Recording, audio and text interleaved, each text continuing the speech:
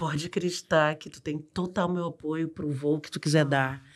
Tu e todas as mulheres que estiverem aqui contigo. Eu vou aproveitar, então, e te dizer que eu agradeço já de início a tua confiança, porque tu estás confiando em mim. É a primeira vez que eu sou entrevistada num podcast. Bah, que momento! E eu já vou te dizer por outros motivos, né? Já declinei de alguns convites, porque não era hora, porque não era também, não tinha o, sabe? Não é só, entrevistar.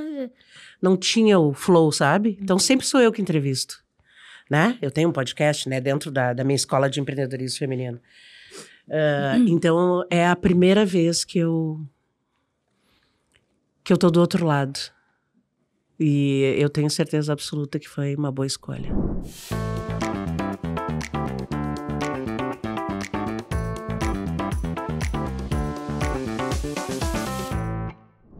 Bem-vindos, bem-vindas ao Falando com o Coração com Débora Tessler, o podcast que você já sabe, é um convite para a gente ser quem a gente é, trazer nossas verdades à tona, termos conversas mais profundas e significativas. Eu acredito que é assim que a gente muda o mundo. Essa temporada é muito especial, ela tem um propósito muito maior do que apenas ser um episódio, né? Apenas ser um podcast. É uma temporada em que eu abro o microfone para que mulheres tragam as suas histórias de relacionamentos abusivos, como saíram, como se deram conta. Se você sentir que não está preparada para escutar, pule o episódio, pule a temporada, volte quando for a sua hora. Se tiver uma amiga que precisa escutar esses relatos, encaminha. Faça a sua parte. Eu acredito que quando a gente dá a mão para outras mulheres, a gente consegue transformar o mundo que a gente vive. Tem que ser junto. Sozinha fica muito mais desafiador. E muito importante eu dizer que esse é um conteúdo sensível. Sem julgamentos, a gente conta com a escuta, com afeto. E estamos juntas. Minha convidada desse episódio, Cris Vieira, pedagoga por formação, empreendedora por vocação, no coração, propósito. Bem-vinda. Muito obrigada, eu fico muito contente de estar aqui contigo e acho super importante que a gente abra cada vez mais canais, né, de relacionamento e de escuta para outras mulheres com essa temática e tudo que circula o universo feminino. Muito obrigada pelo convite. Cris, eu tô muito feliz de tu estar aqui comigo, porque eu abri no meu Instagram, né, tem horários, dia, hora, e quem estiver pronta e sentiu meu chamado, venha. E tu veio. Essa é a primeira vez que a gente está se vendo ao vivo. Eu já seguia ela no Instagram, né? É verdade, verdade. E eu quero começar a fluir aqui na nossa conversa te perguntando o que te motivou, onde que mexeu, que tu veio e disse, eu quero falar. Bom, eu sou a Cris Vieira, sou mulher, mãe, filha, empreendedora, e acho que eu achei muito bacana o teu chamado, porque hoje eu me sinto muito responsável, né? Como mulher e principalmente pela minha jornada profissional, pessoal e profissional, né? Eu me sinto muito responsável, assim, pelas coisas que eu falo, pelas pessoas de quem eu me aproximo, da quantidade de mulheres com quem eu interajo, né? Então, eu penso que esse lugar hoje, né, que eu tenho, de uma certa representatividade junto às mulheres, ele podia ser também aproveitado para falar sobre coisas e para comentar sobre coisas que normalmente em fóruns, né, onde eu transito, que é do empreendedorismo feminino, de negócios, de ideias, de criação, né, não são temáticas tão não são, né, para esse fórum, digamos assim, né, para se falar. Então, eu achei muito legal esse chamado, primeiro, né, porque eu já te conhecia, conheci o teu trabalho, e eu penso que seria uma importante zona de confiabilidade, né, para a gente tratar dessas temáticas e falar de forma muito, muito clara e verdadeira sobre esses assuntos, né?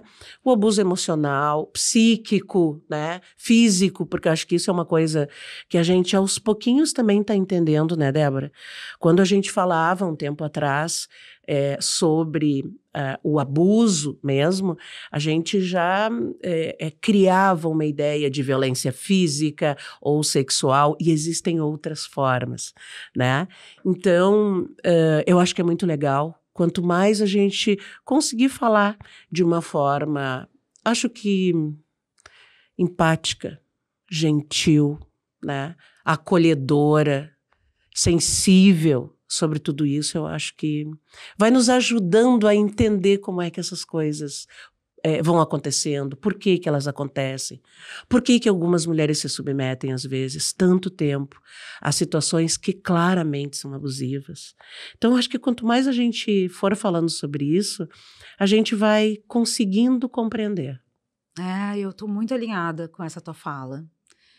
Eu acho que esse também foi o que eu sentia, sabe? Quando eu falei, eu preciso fazer isso. Eu tava com medo de botar a mão nesse lugar. Sim. Mas depois que eu trabalhei isso dentro de mim, eu senti que a coragem era maior. Eu preciso fazer isso. Acho que tu explicou, tu deu as palavras pro meu sentimento.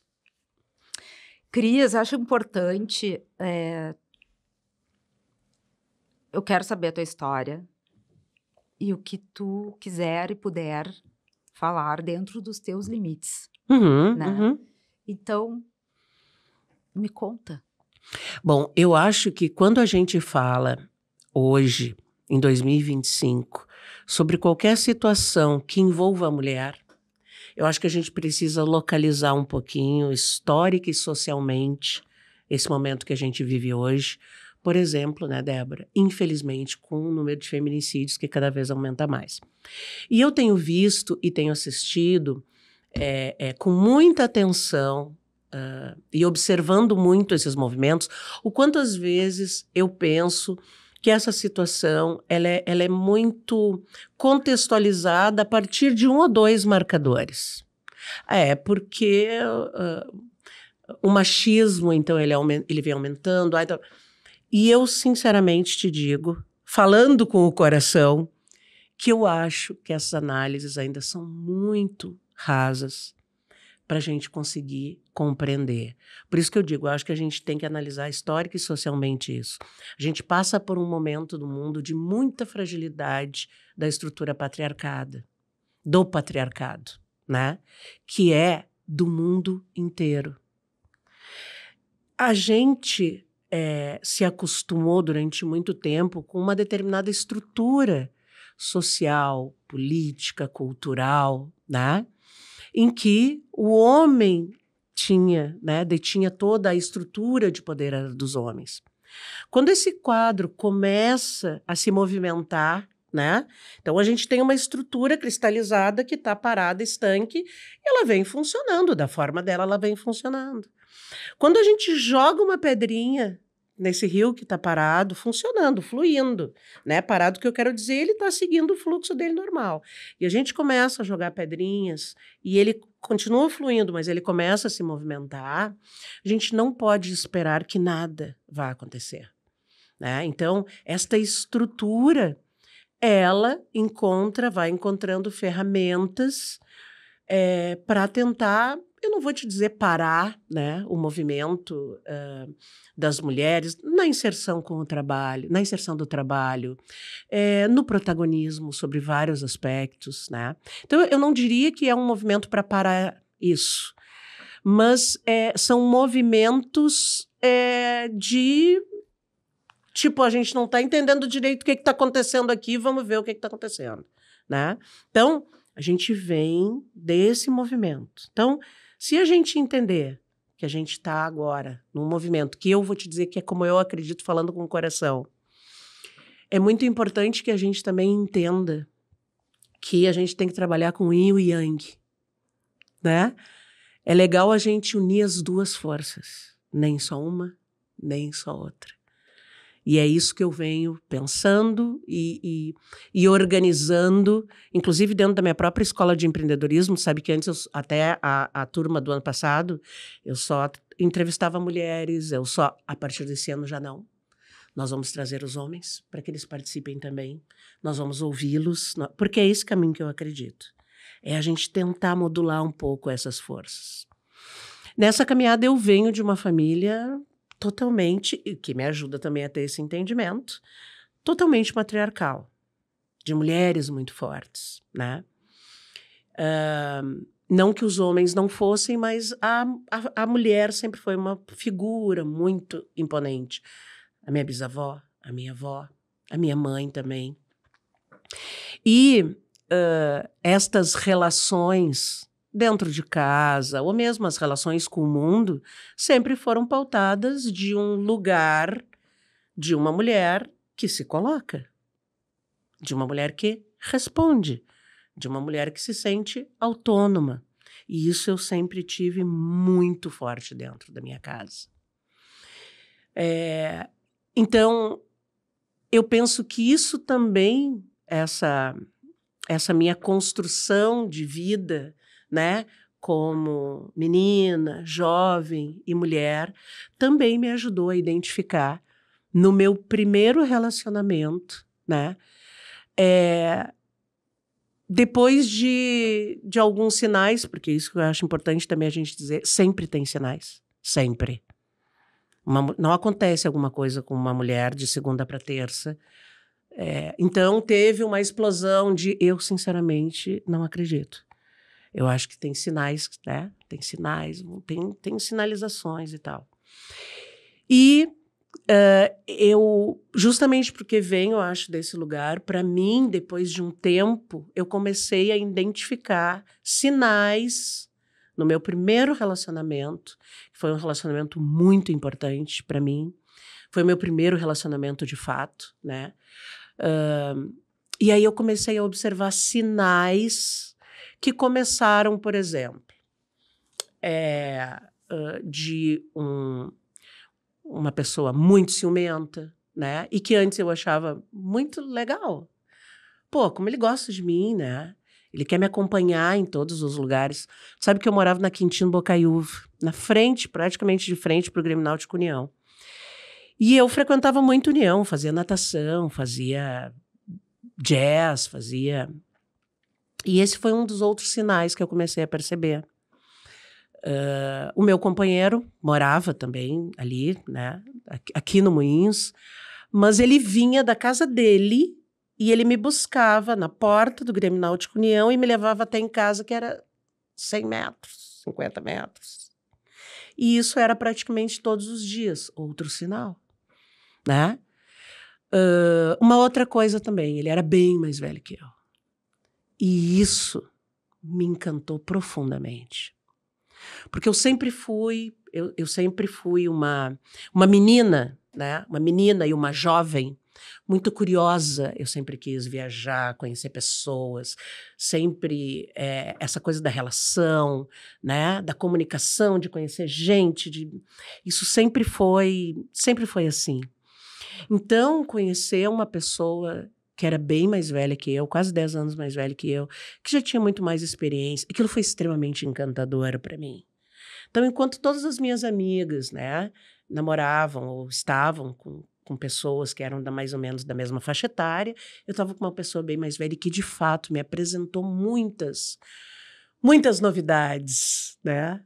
Muitos mundos novos. E aquilo me encantava muito. Mas, de fato, esses sinais começaram a aparecer, né? E a gente foi continuando o relacionamento durante 1 ano, durante 2 anos, e esses sinais começaram a ficar ainda mais evidentes, né? Do tipo de que todos os lugares que eu ia, ele tinha que estar junto. Do tipo, vai com essa roupa? Mas eu acho que é essa roupa, mas opa, é um outro sinal, né? E isso começou a ficar muito evidente. Felizmente, como eu digo, né? Eu nasci de uma cultura em que eu tinha uma confiabilidade muito grande, né? Nas mulheres da minha família, principalmente com a minha avó. E comecei a comentar isso com a minha avó. E ela foi a primeira pessoa que me disse, opa, atenção. Opa, não. Eu gosto muito dele e tudo, mas isso, acho que não, né? E com esse ponto de atenção dela, eu comecei ainda a ficar um pouco mais atenta. Mas te confesso, e acho que isso é uma coisa importante, por mais que eu tenha observado esses sinais por parte dele, o encantamento com a figura era maior do que pensar, não, daqui a pouco vai acontecer alguma coisa e tal. Não, né? Por quê? Porque isso também faz parte do processo, né? Ele era muito sedutor. E a sedução não é só física. Por exemplo, a sedução que tinha ali era uma sedução intelectual.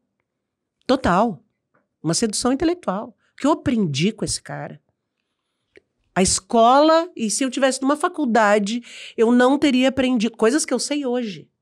Eu aprendi com ele. Então, essa sedução toda, essa forma de seduzir também faz parte. E isso acontece com muitas mulheres. Às vezes por outros vieses, né? Às vezes por outras razões, por outros. Ali era uma sedução intelectual muito forte, muito intensa, né? E o tempo foi passando e essa sedução, esse movimento todo foi muito maior do que esses sinais. Até que a gente fez uma viagem para Florianópolis, né? A gente foi fazer uma viagem para Florianópolis e ali, para mim, aconteceu até então o que foi de mais grave, assim. Ele colocou na cabeça dele, do Neida, né? A gente foi passar um final de semana em Florianópolis e tal. E, assim, ele resolveu que eu e ele precisávamos entrar, assim, numa dieta, num processo de purificação das almas, do não sei o quê. Então, que na realidade a ideia dele da gente ter ido para Florianópolis seria porque nós íamos ir para Florianópolis para poder ir a restaurantes de comida natural, a gente ia para praia. Aquilo ali eu já achei estranhíssimo, porque tipo, não era nada do locus dele intelectual, eu já achei aquilo muito estranho, mas falei, não, então tá, vamos. Lá já estava tudo organizado para a gente passar um final de semana idílico, muito idílico, né? Num lugar horroroso, num hotel de quinta, em que ele me colocou. Eu me lembro que estava frio e era um hotel que o quarto vertia água de umidade, assim. Eu não entendi nada, né? Eu falei para ele, o que está acontecendo aqui? Não, é isso, a gente vai passar por um processo. Então, esse é um sinal muito claro de que tinha uma coisa para além, né, do gostar, do querer estar junto, né, que era já partir para um outro momento, que era de uma questão de abuso psicológico, físico até, né? E ele, naquele final de semana, ele passou controlando o que a gente comia. Né? E eu não trabalhava, eu fui junto com ele, né? Eu era uma final de adolescência, vamos dizer, 19 anos eu tinha. Né? E ali eu tinha duas coisas para fazer. Ou eu dizia, o negócio é o seguinte, não, isso não vai acontecer e tal, e voltava para casa, o que não dava. Ou eu dizia, bom, eu vou ficar nesse flow aqui e vou ver o que vai acontecer. E quando eu voltar para Porto Alegre, eu vou ter que repensar tudo isso. E foi o que eu fiz. Eu aguentei firme, 2 dias. Muito difíceis. Mas ali, quando eu voltei, eu já voltei pensando, opa, nós passamos por um outro level agora aqui, né? No relacionamento. E esses sinais aqui, todos estão indicando que provavelmente, inclusive, ele tem algum distúrbio neurológico, psiquiátrico, alguma coisa assim, porque fugiu completo de todos os padrões, não era uma coisa... Eu cheguei, comentei com a minha avó novamente, né? E ela disse para mim, E eu me lembro exatamente dela dizer, minha filha, saia fora. Mas todo esse envolvimento, né, que eu entendo, por isso que eu entendo quando as mulheres passam por essa situação, tem todo um envolvimento dentro. Ele era uma pessoa muito conhecida na área dele, aqui em Porto Alegre. Ele era uma pessoa muito... Vou até usar um termo, mas ele era uma pessoa muito reverenciada na área dele, aqui, naquela época. E todos os amigos eram amigos afins, né? Não tinha assim, a minha amiga ou meu amigo, era os nossos, né? Então, tudo isso acaba te colocando num lugar assim que, né? Vai embretando, né? Vai. Sabe, tu olha pra cá e diz, cara, não vai ter saída, cara. E por aqui também não vai. Eu me lembro que ele tinha um grande amigo na época, e eu me lembro que um dia eu sentei e conversei com ele sobre isso, e falei, eu quero conversar contigo algumas coisas e tal. Tu observa alguns comportamentos? Não, nunca, não, imagina. Não, olha, isso daí é coisa da tua cabeça, né? Não, isso não está acontecendo, isso não, acho que não. Mas isso também, né? Mas vocês foram um casal tão bonito. Vocês vão resolver. E assim foi, né? Até que chegou um dia em que nós estávamos passeando num sábado, né? Bem cedo, assim, um sábado de manhã, bem cedo. E eu já estava organizando o processo do... E aí, claro, ali eu já comecei, né? Como a gente sabe fazer bem, ainda bem. Já comecei né? Olha, então, não, hoje a gente não vai sair. Não, esse final de semana a gente não vai se ver. Não, E isso foi a pedrinha na água. Porque daí desorganizou uma estrutura que estava fluindo, né? E aí ele disse, sábado, vamos dar uma passeada, já que tu não quer sair de noite, eu vou passar aí, nós vamos passear, vamos caminhar numa praça e tudo que tu gosta, vamos passear. Aí eu falei, claro. Mas a pedrinha tinha sido jogada na água, né? E ele estava mexido. Mas eu fui, uma boa. E aí, nós caminhando lá, Praça Maurício Cardoso. Conhece? Uhum. A gente caminhando ali perto do Leãozinho e tal. E ele começou a me perguntar, do tipo, o que está acontecendo? O que houve? Não, porque eu te conheço, eu sei que está acontecendo alguma coisa. Parará. E eu fui conversando com ele, né? Eu fui dizendo, não, então, olha, eu acho que a gente... Não, acho que está chegando o nosso tempo. Eu acho... E aí, filha? Aí a conversa virou. Porque daí ele começou a falar comigo de uma forma super agressiva, ostensiva, né? O que tu tá dizendo? Não, de jeito nenhum. Não, você não vai separar de mim de forma nenhuma. Não, mas tá tudo bem, parei, só um pouquinho. Não, me diz o que tá errado. Me diz o que tá errado que eu vou mudar. Me diz o que tá... Né? E eu ali, numa praça pública, com poucas pessoas, mas isso também foi bom, de estar num lugar público. Né? E naquela época, a Pracinha Maurício Cardoso tinha muita gente. E aí eu dizia, não, mas não é nada que tu tenha que mudar. Não, mas então tu tá com outra pessoa. Não tô com outra pessoa. Não, mas então tu vai me dizer o que é para mim fazer. Porque assim, eu não vou te perder. Nós não vamos terminar. Não, deixa eu te dizer uma coisa. Nós não vamos terminar. E eu olhei para ele e falei, não, nós vamos. E aí foi o que bastou. Aí ele... no meu rosto. Eu cheguei a virar, assim, eu me lembro. Eu cheguei a virar, e aí, quando eu virei de volta, eu olhei para ele, olhei para os lados, e falei, encerrou. E saí caminhando, e ele atrás de mim e tal. E aí, quando eu vi que ele começou a andar atrás de mim, né, eu morava ali perto, então eu ia chegar em casa muito rápido. Eu olhei para ele e falei, se tu me seguir, eu vou chamar a polícia, eu vou chamar os bombeiros, eu vou chamar... Né, não fica atrás de mim. Acabou. E ali, de fato, acabou, Débora. Mas acabou na minha cabeça. Na dele, não. Depois, durante quase 2 anos, eu precisei trabalhar com esse desenlace, né? Porque ele ficava de noite embaixo do meu edifício, né? Eu ia para alguns lugares e eu sabia que ele estava me seguindo. Isso foram quase 2 anos depois. 2 anos depois. E tem uma coisa que hoje eu olho e acho que talvez converse com muitas mulheres que também passaram por alguma coisa parecida. Ninguém das minhas relações, dos nossos amigos, ninguém nunca mais voltou a me procurar. Acho que isso também fala muito sobre o quanto essa jogada da pedrinha, o quanto a gente acha que na realidade só mexe em cima, mas às vezes mexe em coisas muito profundas, que é uma estrutura, né? É uma estrutura.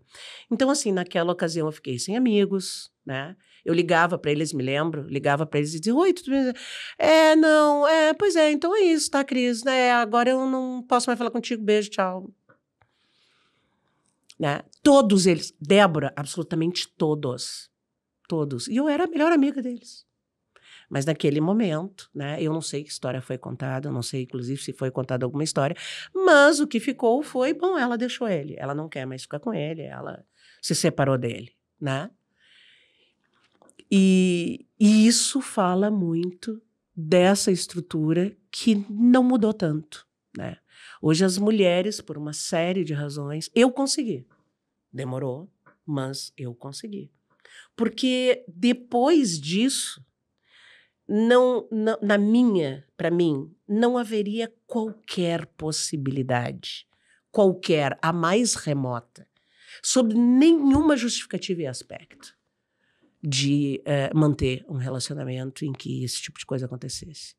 Então, isso para mim era muito claro, mesmo com a pouca idade que eu tinha, né? Como foi quando tu contou para tua avó o que aconteceu?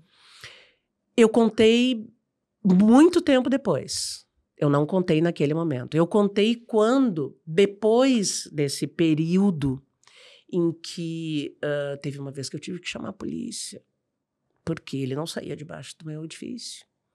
E os vizinhos reconheciam ele e diziam, olha, ele está ali de novo.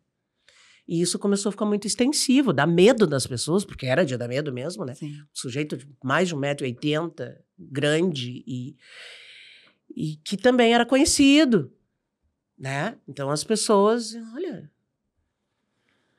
E aí eu disse para ela, vó, olha, aconteceu isso, isso, isso. Ela me escutou e disse, bom, então eu tinha razão.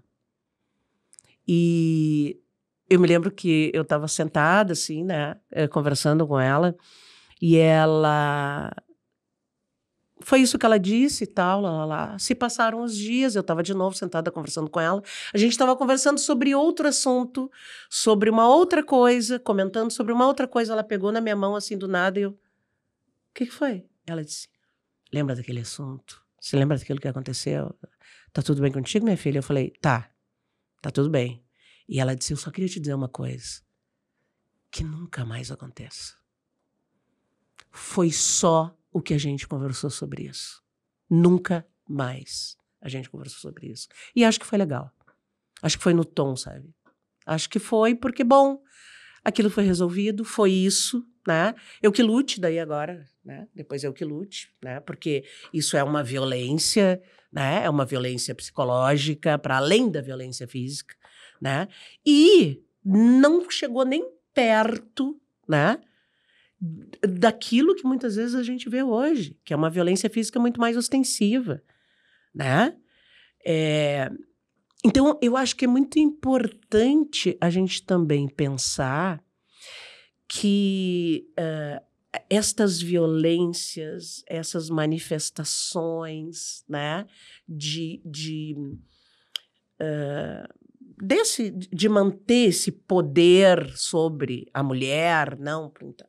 E envolve tudo, a roupa, o jeito de falar, quem é teu amigo, Às vezes eles são bastante sutis, mas eles acontecem em todos os lugares, com todas as pessoas. Eu era muito jovem, mas eu sempre fui uma pessoa que li muito, sempre tive muitas oportunidades, né? Então eu não era uma desavisadinha que então não sabia. Não, isso aconteceu comigo. Então é bem importante a gente deixar bastante claro que isso não pode ser um fato que vulnerabilize a mulher a ponto dela achar que, de alguns lugares onde ela está, né, ela tem que manter isso por determinados status quo, por determinada condição sociocultural. Não tem. Isso pode acontecer com todo mundo. Ninguém tá, né? E vamos lembrar, várias pedrinhas estão sendo jogadas nesse rio. Esse rio está sendo muito movimentado. E como é que eu entendo, falando com o coração, que a gente pode tentar ir mudando essas histórias, né? Entendendo, primeiro, que pode acontecer com todo mundo. Segundo, que não necessariamente a violência, né? E essa manifestação toda de não dar autonomia e poder para a mulher, nem sempre, aliás, na grande maioria das vezes, não é feito pela força física, né? Existe uma série de outras manifestações e a gente tem que ir, acho que, conquistando estes lugares. E eu sempre uso a seguinte metáfora: tem uma cadeira para a gente sentar, ocupe-a. Sabe que eu sou uma pessoa muito acostumada a ir em lugares. Até amanhã faço uma palestra num evento em que eu sou a única mulher. O resto todos são homens. E isso acontece rotineiramente para mim. Eu sou a única mulher. E muitas vezes as mulheres olham para isso e dizem: pô, que legal, né? Ela vai lá e dá... Não é exatamente assim. Às vezes eu pego e olho aquele line-up, tu entende? E olho ali e digo: pô, eu sou a única mulher. Eu penso... Uma Ei! pressão. Opa! Tu entende? Então, assim... eu vou na boa... Não. Eu me preparo muito.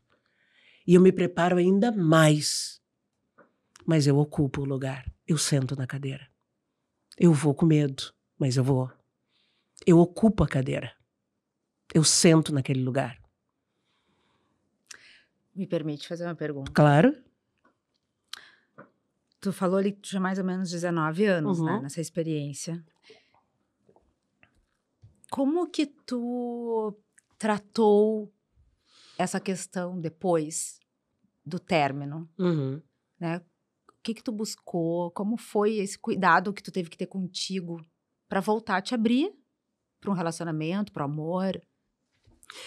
Eu acho que uma coisa que ajudou bastante foi que, de novo, eu preciso falar porque isso é uma coisa significativa.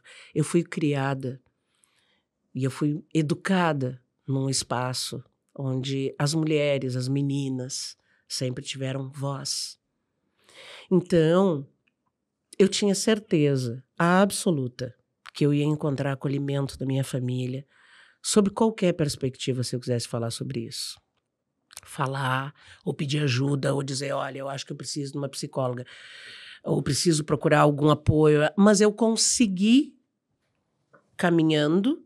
Lembra que ainda foi muito tempo ainda depois do término, né? Mas ali eu acho que eu fui muito resiliente, né? Em ir aparando sozinha essas amarras, as consequências. Ficou traumatizada? Eu não fiquei traumatizada com o ocorrido, eu fiquei traumatizada com esses sinais, né? Que hoje eu sou muito mais atenta, então. Mas uma coisa que ajudou muito é que alguns meses depois eu me apaixonei grandemente por uma pessoa completamente diferente, né? Dessa pessoa, e que acho que a personalidade também dele e o jeito dele, por exemplo, isso foi uma coisa que eu falei com ele muito tempo depois, né? Mas acho que a personalidade dele, a personalidade mesmo, o jeito dele ser tranquilo, calmo, tocava violão no final da tarde, quando a gente chegava para trabalhar, sabe? Um outro flow, uma outra coisa, né? E acho que também isso ajudou muito. Eu sei que tem muitas mulheres que têm muita dificuldade depois de se relacionar, né? Não foi o meu caso, né? Eu tive a possibilidade de me apaixonar muito, de amar muito uma outra pessoa, que é o pai do meu filho, né? E que o tempo em que nós ficamos juntos foi muito legal, foi muito... como é que eu vou te dizer? Foi muito... Não é calmante a palavra, mas foi muito acolhedor, mas não no sentido de bom, tudo era as mil maravilhas, não, mas foi muito tranquilo. Foi completamente diferente, né? Então eu acho que isso ajudou, né? Mas eu não fiz depois nenhum tipo de... Eu fui vivendo a vida. Uhum. Eu fui vivendo a vida, fui aprendendo, fui pensando sobre isso, né? Fui absorvendo, fui compreendendo, fui entendendo o que tinha acontecido. Porque daí, claro, né, o processo de amadurecimento vai te trazendo outros insights, né? Tu pensa sobre isso, Cristiane? Não. Eu não penso no que aconteceu. Sinceramente, não é uma coisa que me impactou, né? Eu passo pela Pracinha Maurício Cardoso e eu tenho milhares de outras lembranças de mim na infância, tomando banho naquele leãozinho, né? Que a gente fazia isso, né? Eu sou mais velha que tu, com certeza, mas a gente podia fazer isso naquela época. Então, eu tenho experiências muito... São memórias bacanas, né? Esquecer totalmente não é possível. Não é possível. A figura me lembra isso que aconteceu, né? Mas eu segui a vida. E isso é uma outra coisa que eu acredito. Entende? E na gente se reerguer. Isso que nem foi um caso, né? Nem foi uma situação, né, Débora? Que foi, então, uma coisa como diversas que a gente vê por aí, que são de violência explícita, Mas nós temos o poder maior de todos, que é o de gerar vidas. Como a gente tem o poder de gerar vidas, né? Um humano que produz um outro humano dentro de si, dentro do seu corpo. Se uma mulher consegue isso, não tem absolutamente nada que ela não consiga, se ela não quiser, né? E não é só o querer, é o querer e buscar instrumentos, pessoas, né? Porque eu também não sou daquela, querer, poder e conseguir. Não, não é assim, gato. Não vai nesse flow. O que eu quero dizer é que a gente tem essa força, né? Que é da mulher. E aí pode chamar como tu quiser, dessa força divina, dessa força incrível, dessa, né, que é o de gerar vidas. Então a gente consegue isso que é tão complexo. É tão absolutamente complexo, incrível, revelador, transformador, né? O quanto ele pode ser. Então, a gente consegue fazer isso, a gente consegue fazer outras tantas coisas, com o apoio que precisar, com as ferramentas que a gente tiver à nossa disposição, né? Para a gente se reinventar, né? E produzir outras histórias, outras memórias. Eu acredito totalmente nisso. Sabe o que eu fiquei pensando, achei tão simbólico? Tu veio de uma família com as mulheres fortes. Com voz, etc. Tu passou por essa experiência, né? Deu a virada e tu trabalha com mulheres. Sim. Olha que potente isso. Sim. Uhum. Que ciclo forte feminino. Sim. E acho que não é do nada, né?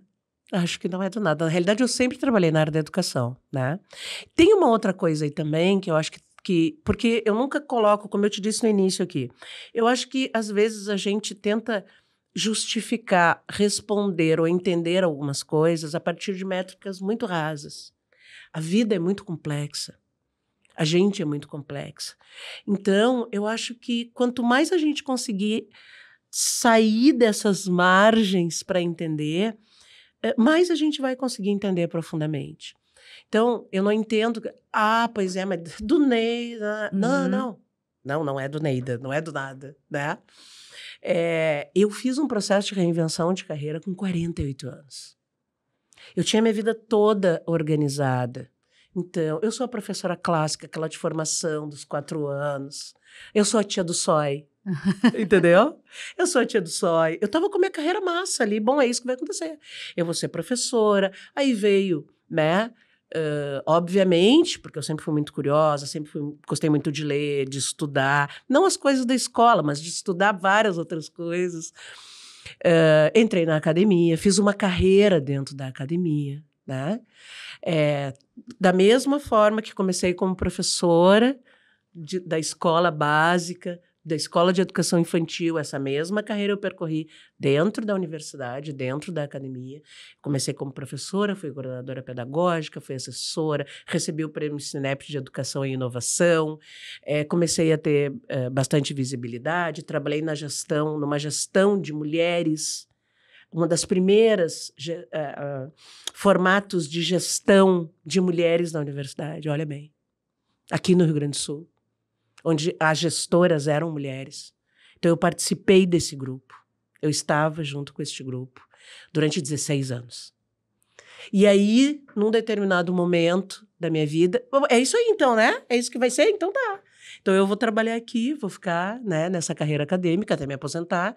Depois, vou viajar pelo mundo, vou arranjar alguma coisa para fazer. Mas, em 2015, quando eu perco a minha avó,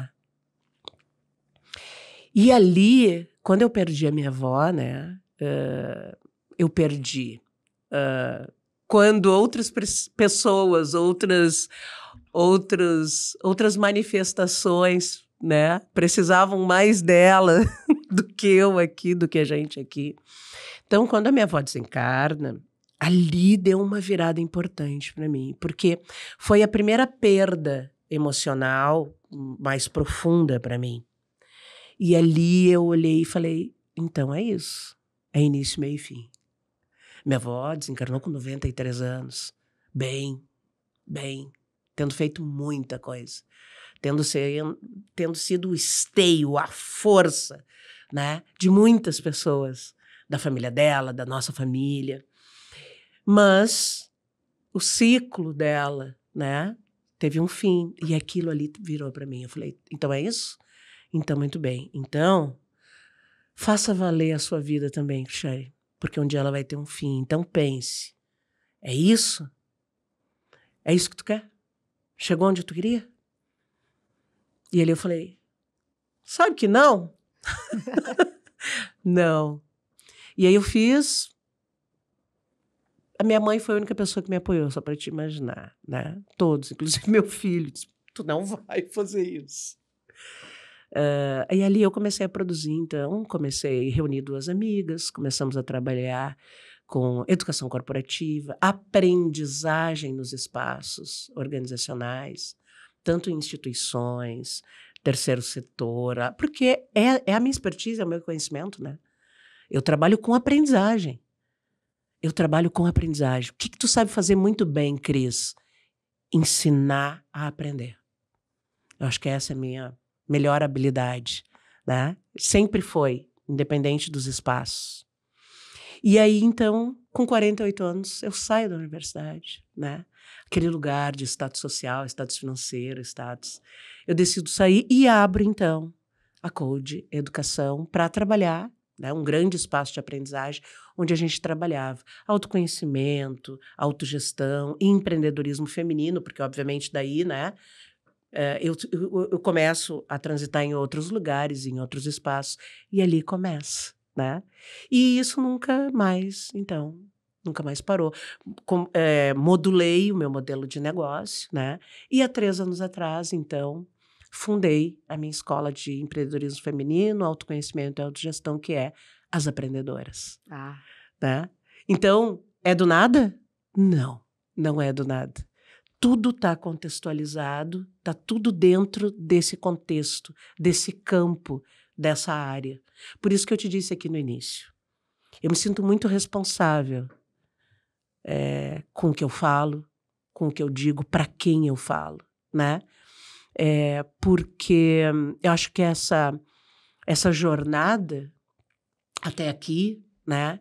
Eu acho que ela pode auxiliar ou tentar ajudar alguém a entender as suas próprias jornadas, né? Eu não chamo de exemplo. É um exemplo. Não é um exemplo. É uma experiência. Essa foi a minha experiência. Até aqui, essa é a minha experiência. É isso. O tempo passa muito rápido aqui. E tu me deixou falar muito. Mas eu queria te conhecer e te escutar e aprender contigo. Achei maravilhosa a forma, assim, clara que tu traz, sabe? E eu quero te pedir uma última resposta. O que a Cris de hoje diria para a Cris lá de 19 anos quando enxergou o primeiro sinal? Cuidado. Eles começaram. Eu diria isso para aquela menina, para aquela jovem. Eu diria assim, Cris, cuidado, já é um primeiro sinal. Fica atenta. Eu diria isso. Muito obrigada pela tua presença, pela conexão comigo, pela confiança. Prazer te escutar. E tu muda, né? Acho que tu auxilia mulheres a transformarem essas vidas através da educação empreendedora.